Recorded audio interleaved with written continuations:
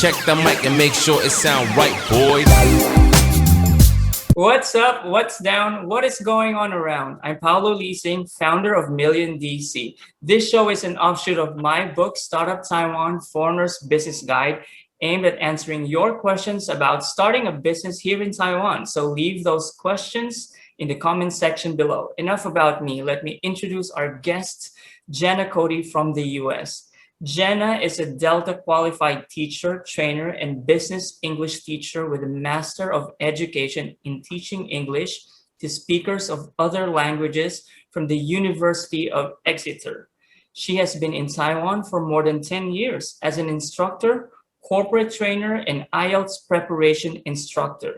Jenna is also a contributing writer of Ketagalan Media. Jenna, welcome to the show. Our first question is always, what is your Taiwan connection? How did you get here? Well, I'm originally from upstate New York, but I also lived in the DC area for a long time. And I first came to Asia as a study abroad student to India, and I liked living in Asia. So I came back after college, lived in China for a year.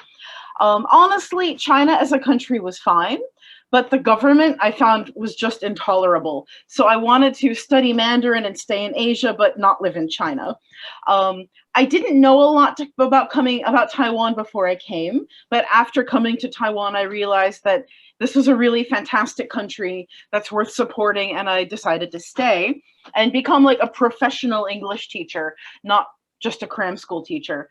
So, and I did this because I really love Taiwan's commitment to democracy, even as it deals with threats from China. I think that's a really important and really wonderful thing to stand up for.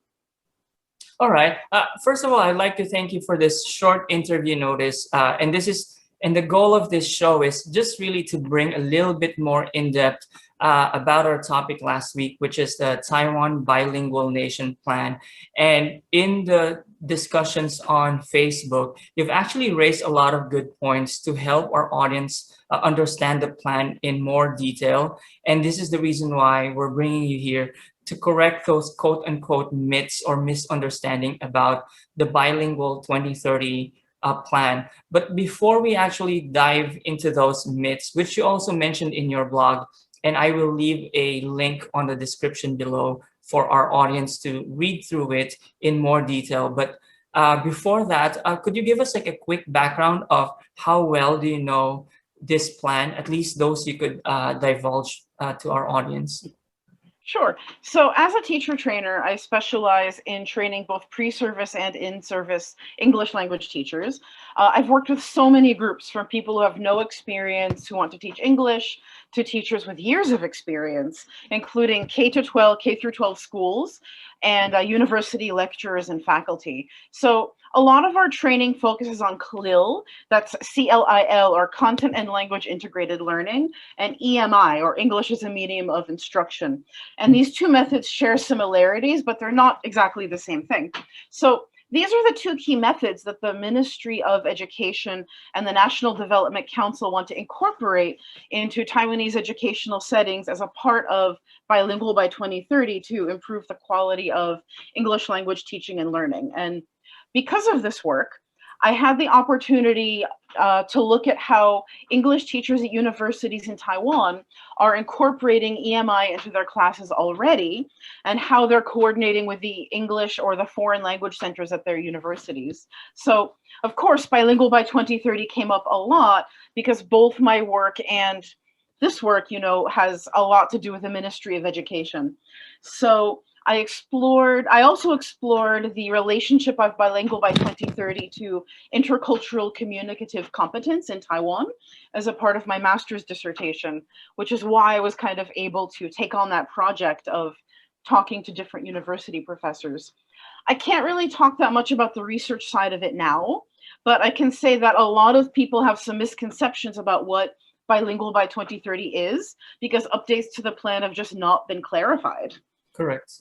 So this is the reason why we have you here. And so we will just go through some of the myths that are mentioned in the press, because even the press actually quotes it in a way that people from outside and people who maybe are new to this plan will really think that by 2030, Taiwanese people are able to speak Chinese and English language really proficiently, and it's less than 9 months. So the first and most obvious myth, if I may say so, is that the Bilingual Nation 2030 title is not correct. Yes. Yeah, I mean, it's the official title. I would say it's not optimal. So first of all, Taiwan's already a multilingual nation, so it's very odd to be using bilingual as a label.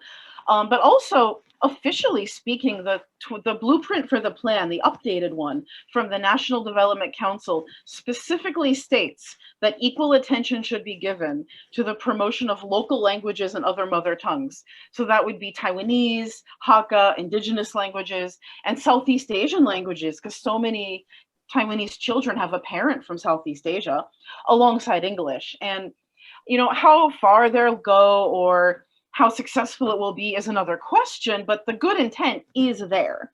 So, and I mentioned this in my dissertation, and I'll say it again, I think Taiwan, a multilingual nation, would be a far more suitable title. So why is it called Bilingual by 2030?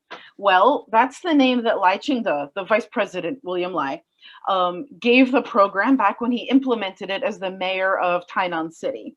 And what I can say is he was told by people I know that this was not an optimal name for the program, but he stuck with it anyway. I have opinions about that, but anyway, that was his choice. And now everyone assumes the focus is entirely on Mandarin and English. And if you read the plan, that's just not correct. What's more, the National Development Council plan does lay out how the quality of English instruction can be improved, which should of course result in better outcomes and better users of English. But the plan doesn't really intend to make everyone bilingual. It specifically lays out the people who should receive further English training and points to people who work in industries like service industry, hospitality sectors, and government positions that deal with foreigners often.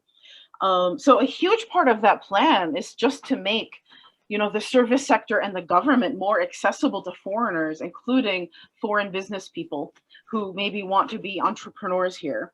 And I think that's just smart. So the idea is not, at least now, the idea is not to make the whole country English speaking. Perhaps that was what they were talking about in the past, but since the NDC came out with the most current guidelines, it's just not in there if you read them.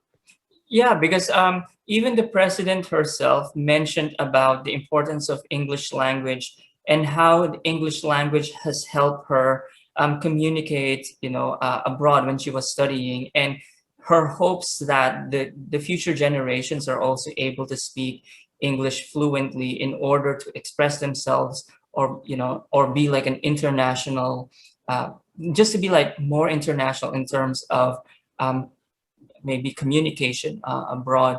And this also sends some signal that maybe the focus is making a lot of Taiwanese speak English as an official language. So if that's not the original intent, what does the plan exactly is about? Well, so perhaps in some earlier iteration of this plan, there was some idea to make English a second official language. But as of now, if you read the plan, which is downloadable on the NDC's website, it's been dropped. And that makes sense. I also think that's a terrible idea. Now the plan specifically, it talks about the things I mentioned just before, improving the quality of English language instruction in schools through CLIL and EMI training. Improving government websites, documents, and processes for foreign immigrants and business people, and improving the English proficiency of people who will actually be dealing with foreigners in their daily lives, not everybody. Now, is the idea to get more Taiwanese speaking better English? I mean, if the quality of English instruction in schools gets better, that will just be a natural outcome. I do agree with President Tsai that being able to speak English actually is good for Taiwan, which I could talk about that right now. So a lot of people think that Taiwan doesn't need English, and I'd agree, it doesn't need English as an official language, unquote. And I'd agree that most individuals don't need to speak it, but English can be beneficial to Taiwan. This is a country that the world ignores, you know? It's not recognized for what it is, which is a sovereign nation independent of China and an advanced democracy. And I think that's such an amazing achievement for a country that in living memory was a dictatorship. But Taiwan is blocked from international organizations, treated like it's already a part of China or mistaken for Thailand. To reach the world, to talk to people, to get Taiwan's message to the international community, in fact, Taiwan does need English. And in that, I think President Tsai is correct. So I have noticed that President Tsai, she focuses more on the benefits of learning English, not necessarily saying everybody has to learn it, but that it should be more accessible to Taiwanese as a language they can learn if they want to talk about their own country to the international community. I've also noticed that Lichingda, on Twitter, on social media, his tweets are about more about bilingualism, English and Mandarin. That just makes me want to facepalm. But to be honest, I'm not the biggest fan of Lichingda, so you know, I have a little bit of a dislike of him as a politician, and I think he's just really bungling the message on this. Does that make sense? Sure. I feel like the Bilingual Nation 2030 seems to be, forgive me for the word, but I feel like this is one of those propaganda plans that I have encountered back home in the Philippines, where it just sounds nice, but it doesn't get passed through next administration, simply because, you know, elections come up every 4 years, and this plan is 2030, and maybe 2 years from now we will have another elections. We don't know, the next president will be prioritizing this. So what's your opinion on this? That's a very interesting question. Here's the thing, if you look at English education and English education initiatives, even going back to the pre-democracy era, there's always been this focus on, you know, teaching English including English as a foreign language. So even the KMT dictatorship wanted this, probably not for the same reasons I want it or Taiwanese want it, but they wanted it. And so Chen Shui-bian had his own like English language initiative, and then Ma Ying-jeou repackaged that, and then this is just, it's another repackaging of the same initiatives that pretty much both parties agree on. So the idea that English is going to get thrown by the wayside in 2024 is highly unlikely. They're just going to repackage it and say that it's something new. Now, will it happen by 2030? I doubt it. That is an extremely ambitious goal. But that doesn't mean it can't happen ever. So regarding this whole English as an official language that sounds very propagandistic, you know, perhaps that idea was there in the early iterations of the plan, but as of now, that's been dropped.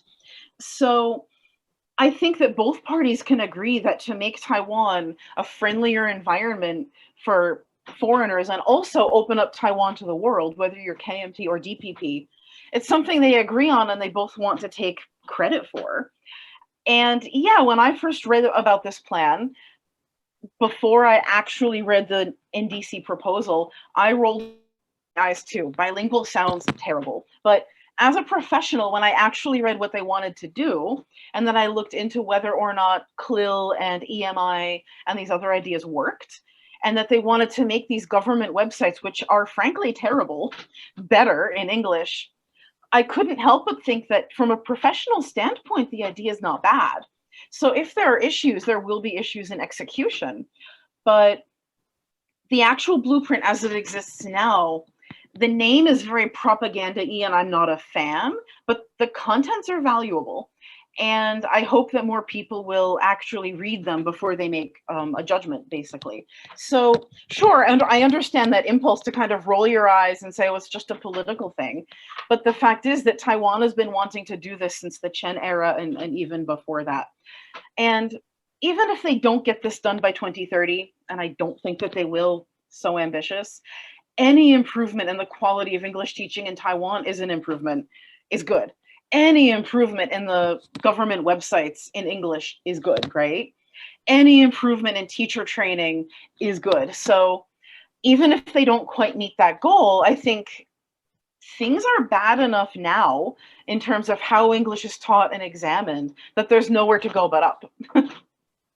So you're actually answering my next question, which is whether 2030 is an ambitious goal, and you seem to think that it's really ambitious. Do you think there should be something in place as far as policies are concerned? Do you think that there should be something in place right now to be at least closer to that goal of making a good number of Taiwanese, at least those who are dealing with foreigners or foreign businesses is concerned, at least we could reach those level of good English among those people.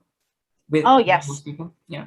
Yes, certainly. So basically, I think that if implemented in a principled way, that this plan could be successful. And the two things holding it back are the government looking at, like, they're not looking at it in a principled way at all times. So for example, they keep talking about importing all of these foreign English teachers.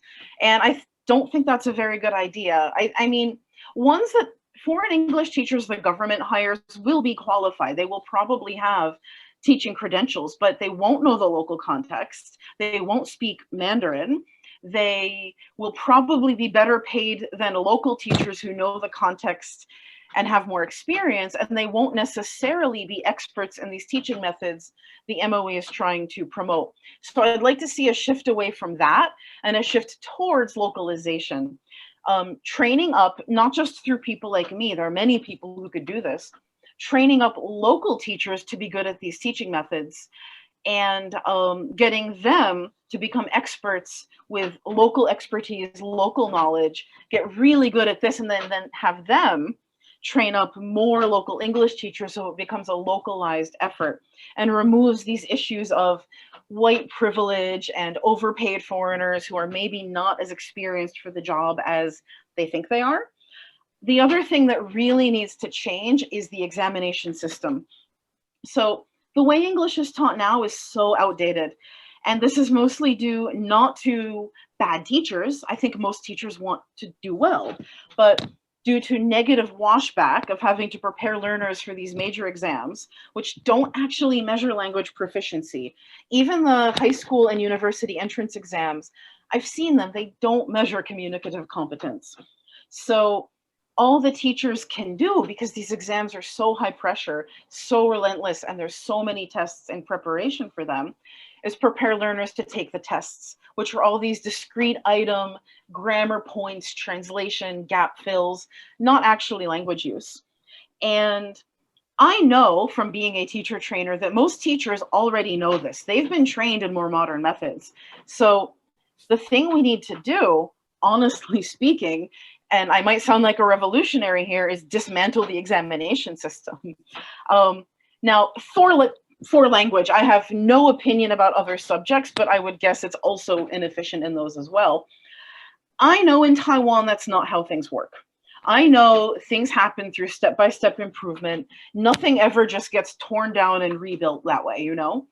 So the best I can do is advocate for step-by-step improvement, but I would say the exams and the sort of like foreign-facing attitude of trying to bring in these foreign teachers are the two things standing most in the way of implementing this plan successfully over any period of time. If I may say a little bit of, if I may mention a little bit of history in terms of the Philippines, why the country is able to speak English, I think a huge part of it is basically the US government sending a lot of like teachers in the Philippines to actually teach my parents or even my grandparents' generation English.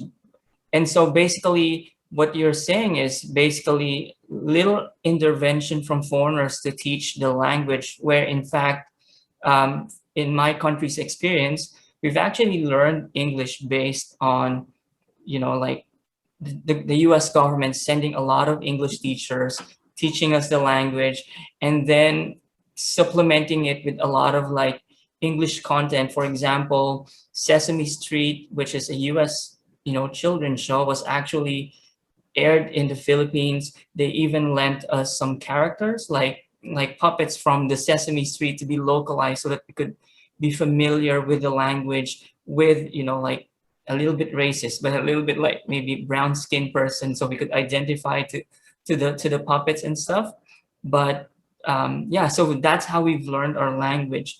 And in your context, you're trying, correct me if I'm wrong, but you're saying that maybe Taiwanese should learn it from the Taiwanese themselves. Is this correct? Eventually, yes. Now, I'm not against all foreign I'm a foreign teacher. I started out as a teacher, now I'm a trainer. I'm not against all foreign teachers coming here. Certainly some can come in, but I don't think, first off, I don't think we'll ever be able to import enough of them to fill the need in Taiwan. Secondly, they would need to be qualified in the methods the Ministry of Education wants to use, and that's not a guarantee. And thirdly, I think that it would be great if we brought in people that had more expertise in the local context. So I wouldn't say I'm against it. I would say that's not the best path for Taiwan. Now, the Philippines also has a colonial history. As we know, the US straight up colonized the Philippines. And a lot of those countries which speak English well in Asia, Singapore, the Philippines, Hong Kong, I'm gonna call Hong Kong a country because it should be a country. It's a post-colonial artifact, which has its positives and also its negatives, and that's a completely different discussion. But as a result of that history, that sort of media environment or ability to teach the language that way is also there. Taiwan doesn't have that. Taiwan's recent colonial history was first Japanese and then Chinese when the ROC came over. And just to be clear, I do consider the ROC to be a colonial state in Taiwan. And they sort of forced Mandarin onto a population that was not Mandarin speaking before. And it stuck because everything was provided and forced to be in Mandarin. So I don't know that the thing that worked in the Philippines, the good and the bad, because I don't think colonialism is overall a good thing.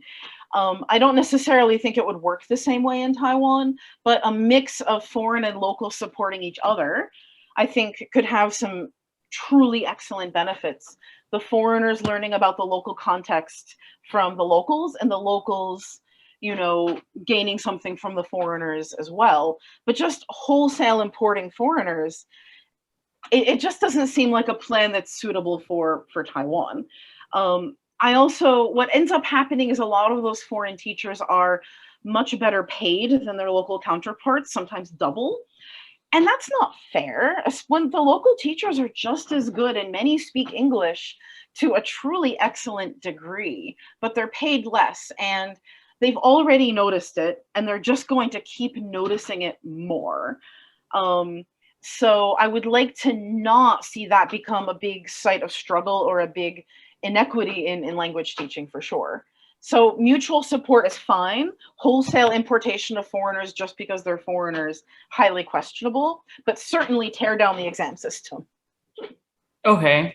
So yeah, okay. So I think before we get to your final your action items, let's do something different. Let's do a fast round. We've always done this in our show. So basically, tell me what comes to your mind as I mention them. So what's your daily breakfast? Usually a tomato sandwich or yogurt with fruit. Current show that you're watching on Netflix? What am I watching? That's well, we just finished the season 4 of The Handmaid's Tale, and we're working our way through Star Trek Discovery. Are you a morning or a night person? Absolutely a night person. Are you an Android or an iOS person? iOS. Everything I own is Mac, and I do understand that is problematic given their use of labor in China, but well, here we are. So you answered the number 5, a Mac or PC, so you're a Mac person. I'm a Mac person. Do you play a game? Do you have a favorite game? Not particularly. I'm a reader. I'm a bookworm, so I would much rather read books than play games. Okay, what's your favorite book then? My favorite book? That's a very interesting question. There's so many. In terms of a novel, if I could recommend one to anybody, it would be Shauna Yang Ryan's Green Island, which is all about, it's a novel and it kind of references a lot of great literature and even Chinese poetry. All about Taiwan's struggle in the 20th century with the KMT dictatorship and the White Terror up through democratization, and ends with the SARS epidemic in 2003. And it's just very engaging and beautifully written. So, What is your favorite movie of all time? I don't think I have one. So I'm gonna go ahead and give the nerd answer and say Star Wars, the first one. Okay, so I don't have one, so I'm like, all right, sure, that one. Okay, so that's the final question. So finally, let's talk about your action items. How can we help you in this show, and what are your plans moving forward?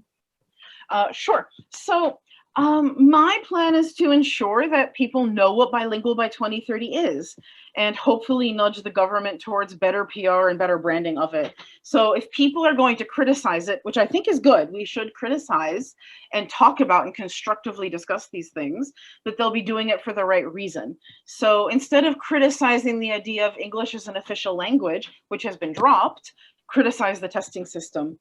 Instead of criticizing, oh, they want to make everyone fluent in English, which has been dropped, criticize the way that foreign language teachers are treated in universities with very low pay, often hourly contracts, and no career advancement or research opportunities despite having PhDs. That's just wrong. So criticizing the right things. I'd like people to understand that foreign teachers can be good, but they're not necessarily the best teachers just because they're native speakers, and teacher training matters. So I'd love to see Taiwan adopt a more localized system where local teachers and foreign teachers work together. And I'd like to see those local teachers become trainers themselves.